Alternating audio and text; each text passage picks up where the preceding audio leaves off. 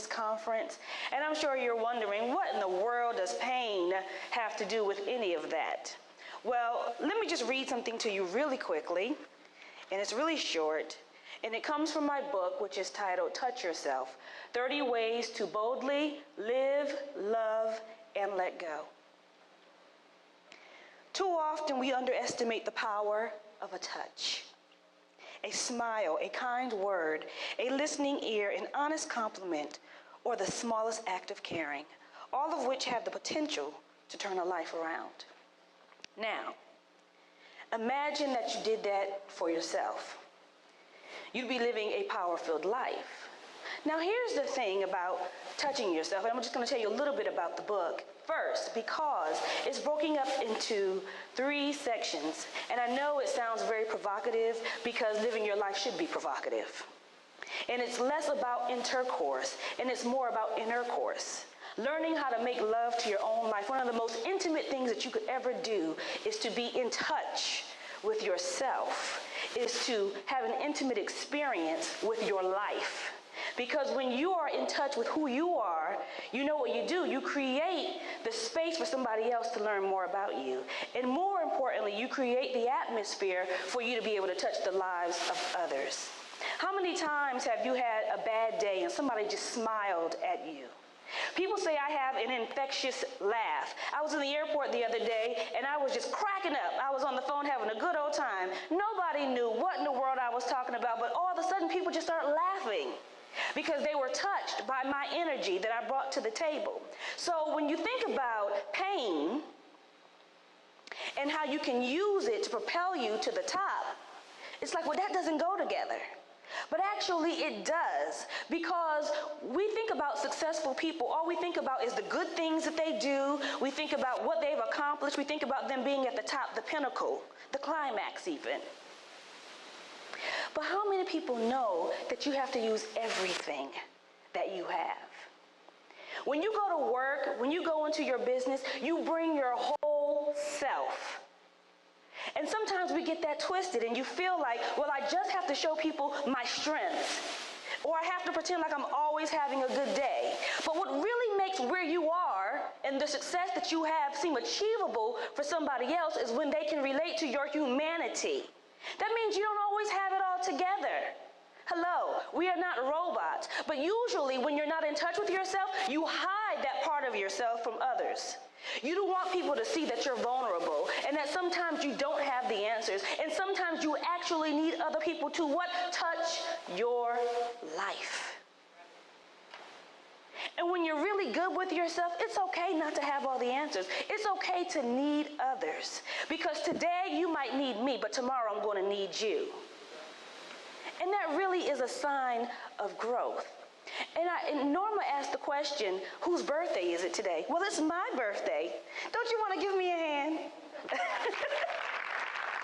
The reason why I share that it's my birthday, my 41st birthday, is because when I was out of touch with my life, I almost lost it. I almost lost it because I wanted to be validated so much by my relationship, by my marriage. And when that didn't happen, you know what happened? I lost me. Because you know, they say it's nothing worse than being in a relationship and being alone and feeling lonely. Like I'm an only child, so I really don't have a problem with being alone. But when you feel lonely, when you're laying next to somebody and they have no idea who you are or what you're going through, that is one of the most saddest experiences you can ever have. But here's the thing. It really wasn't incumbent upon my husband at the time to know me.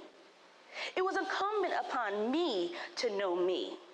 And because I needed that validation so bad, I almost lost myself in the process.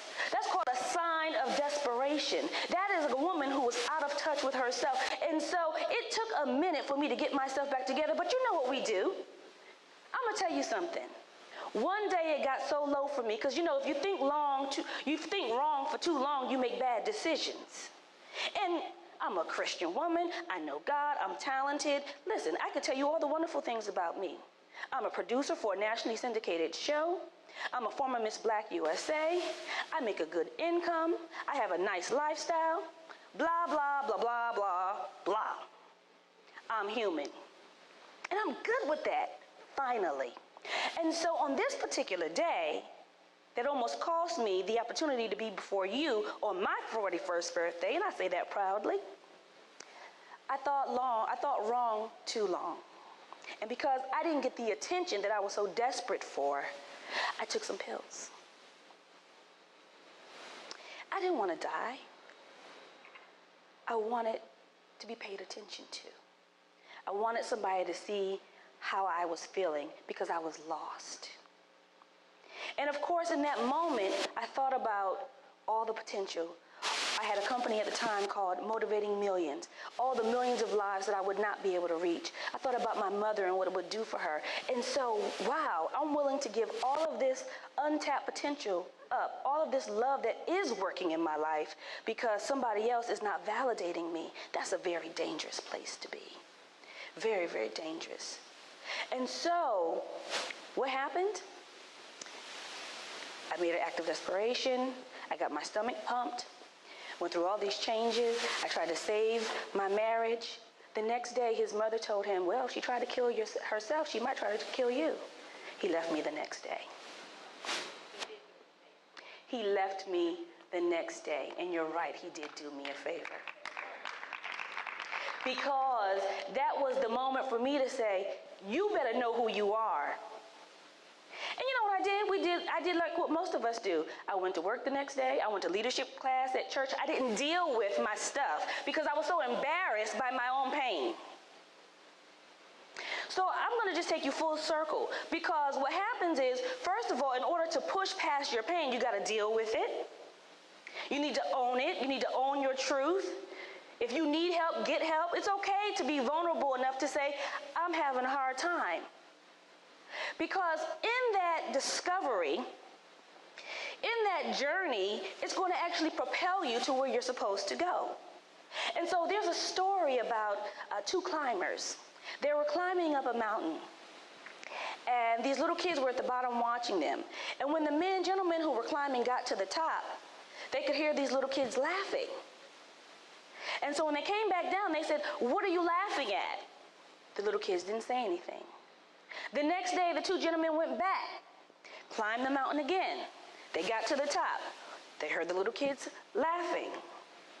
So finally, they came back down again and they said to the kids, what in the world are you laughing at? And the kids said, you're climbing this mountain all the way to the top, but there's nobody there. So what are you doing it for? You're going through all this trouble, exerting all this energy, pushing forward, going through all these obstacles, and there's nothing there at the top. The gentleman said, we do it because we enjoy the journey. So when you think about getting to the top, the real success of the top is the process. It's the journey. It's all the pain that you've gone through. It's all the experiences that you've had. It's all the no's that you've heard. It's all the, gains that you've gotten along the way. It's all the steps that you've taken, because even baby steps are still steps. And sometimes we judge our process so much that you have these big ideas, and it's like, well, it gets overwhelming, and then you get paralyzed and you accomplish absolutely nothing because you're thinking it has to be macro, when really sometimes it's in the micro. One step leads you to the next place, and then the next place, and the next place, and that is called the journey. And so I'm so glad in my 10 minutes that I have life to be able to tell you a little bit more about my journey. And in this book, I talk about it from both what goes in, which is the intimate, it's the work that you do. I talk about foreplay not because I'm trying to be fresh, but because my life is not for play. And it's about the work that you put in. Before you could ever get to the climax, you got to put some work in. You have to have an experience. You have to touch something or two. Work with it for a second. It's far more spiritual than you can ever imagine. You got to get the book to find out. And then the second part of it is, now you have what goes in, and then you have what comes out. Because whatever you invest in your life, into your spirit, into your body, into your mind, is going to determine what comes out. It's going to leak. What are you leaking? What are you projecting? What are you giving? What is your image? What is your brand? Do you know? Do you really know what you're projecting? I know what you like to think. You like people to believe that you're a nice person, but how come everybody at work thinks you're something else? So if you really want to know who you are, you need to do the work, what goes in, and then you need to actually test what's coming out. Your brand, your image. You know, we love name brands. I love name brands. But I want to talk to you about what is your name brand? What is your personal name brand? When people say your name, what does that mean? What does your name mean? What kind of quality is that? And then, of course, you want to talk about what comes out. What comes out, and then ultimately we go to the climax. And the climax is the quote-unquote top. The climax is your ability to live the successful life that you've always wanted and dreamed for. But what is success? Here's the real, I think, nugget for the climax. Success is whatever you want it to be.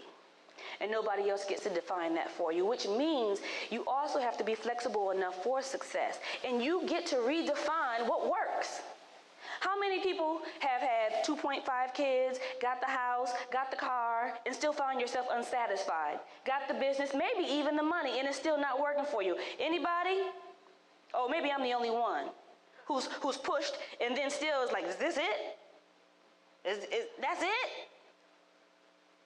So guess what? You get to redefine the top until it works for you. It doesn't matter that when you get to a certain age, you haven't achieved X, Y, or Z. Are you still living? Take another baby step. Did God give you breath? Take another baby step. Do you have a choice? Take another baby step. Can you change your mind? Take another baby step. And before you know it, you'll be looking back. I'm like, wow, I'm so glad I didn't kill myself that day. As my girlfriend said to me, she said, you didn't really want to die. You took half the bottle. I started off with a lot. Then I put half of it back. She said, you halfway try to kill yourself. I can laugh at it now, but it really is just a metaphor for the desperation of getting in touch with yourself so that you can, in fact, change lives and make a difference. But you can't do that until you know who you are, whose you are, and why you are. And guess what? When that changes, you get to change it. So stop judging your process. And go ahead and climb that mountain like those two men. And enjoy the journey. And take the steps. And understand the top is anything you want it to be. Today, I invite you to touch yourself. Touch yourself. Touch yourself. Thank you very much.